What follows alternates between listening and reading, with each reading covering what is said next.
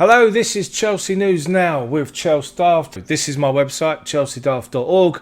Make sure you check it out, and while you're there, do me a favour, smash the hell out of that like button for me, because the more likes I get, the more it builds the reputation of the channel, and it works with the YouTube algorithm to put it out there to more people. I really appreciate you taking the time to watch this video. There's so much to get on with today. Let's get cracking.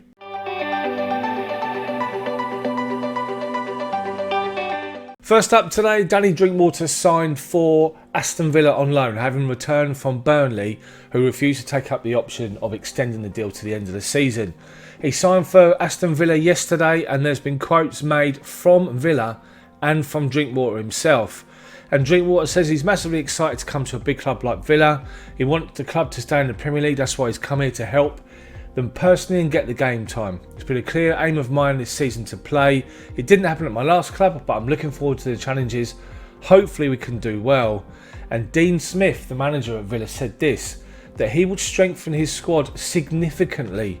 Danny was a key member of the Leicester City title winning team and has represented England, so he's a vastly experienced player. That now leads me to my article that I wrote yesterday afternoon, The Curious Case of Danny D. Why hasn't it worked out for Drinkwater at Chelsea? And if you think about it now, it's been three different managers, Antonio Conte, Maurizio Sarri and Frank Lampard, that have all made the decision that he's surplus to requirements. This is a Premier League title winner, someone that was a perfect foil for N'Golo Conte when he was at Leicester, and I wonder, is there some sort of an issue with attitude maybe? I can't see it. The guy looks as though he's top drawer to me, and it's just a shame things never worked out. But that's my article. I'll link it in the description below. The Curious Case of Danny D.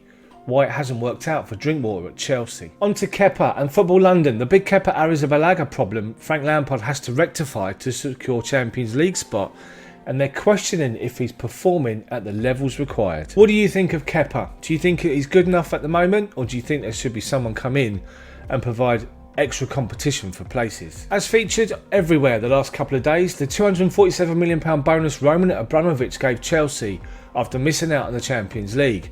Now, it's important to remember these figures were announced before the transfer of Eden Hazard was completed to Real Madrid for over 100 million. And it just goes into the fact that Chelsea had revealed pre-tax losses up to June 2019. We'd spent 72 million on Kepa, we'd spent 50 million on Jorginho, and Dortmund we paid 57 million for Pulisic. Of course, there was a situation with Antonio Conte being sacked and his staff to a tune of 26.6 million back in July 2018. But once again, Roman Abramovich has put money into Chelsea and his company Fordham, which is something that he's always done. It doesn't include the Eden Hazard money. Football London. Chelsea legend explains why Callum HudsonOdoi is the key to solving Stamford Bridge woes. And it's Pat Nevin who's speaking about Callum HudsonOdoi, and he believes he's got just one element to his game that the Blues have been missing in recent weeks, and that's pace. And what he said was, the thing I was waiting for wasn't the goal he scored, but that first burst of pace that took him past the defender, or indeed inside, to create the space. There was a decent amount of that sort of acceleration on Sunday, and hopefully there's plenty more to come. Callum has got many talents, but that ability to go past defenders and disrupt organised defences is priceless in the modern game. This is a sentiment that's been echoed by Cesc Fabregas on social media, and he tells HudsonOdoi how he can turn into a terrific Chelsea player.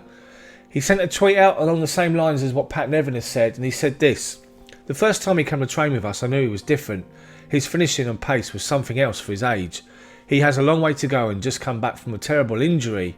With time and a good attitude, he can become a terrific player. So to a story that broke last night. David Moyes, the new manager at West Ham until the end of the season, has asked Joe Cole, or given him an invitation to come and join the West Ham coaching team and leave the Chelsea Academy. I wonder what Joe Cole's going to do. So to Conor Gallagher. The 19-year-old is currently on loan at Charlton and is really impressed with his performances, being described as the next Chelsea midfield wonder kid.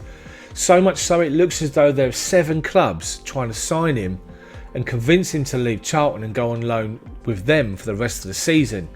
And it's an impressive list of clubs, you have to say, including Rangers up in Scotland. The other sides interested reportedly are Burnley, Norwich, West Brom, Millwall and Swansea.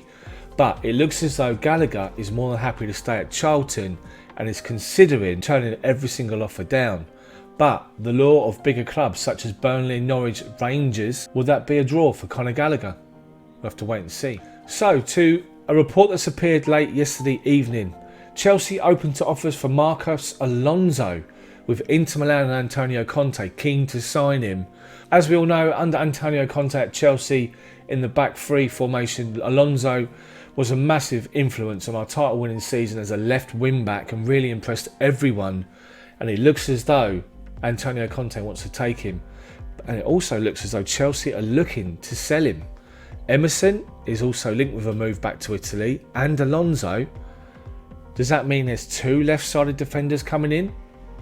Who are they going to be? So to caught offside, reports suggest Chelsea interest in Star is completely fictional, and it's reporting that the reported interest in Gabriel Barbosa is completely false, and is just something that's been made up as a tactic to try and increase his value. As you can see, he's said goodbye to his fan. There's reports that a deal worth 20 million has been agreed with West Ham. Back to Moussa Dembele, and it looked as though Dembele was happy to stay at Lyon. Lyon have got no intention of selling him, but Chelsea are looking to test their resolve by offering 40 million plus Olivier Giroud.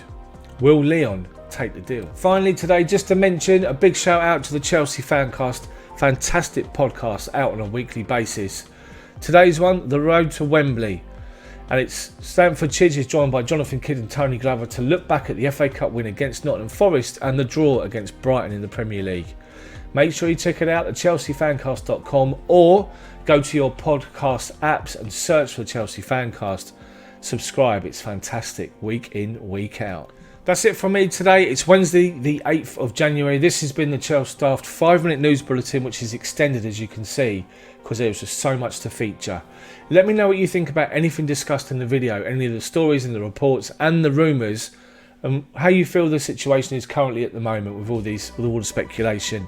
If you like the video, then it's massively important that you smash the hell out that like button for me, and then if you haven't done so already, subscribe to the channel.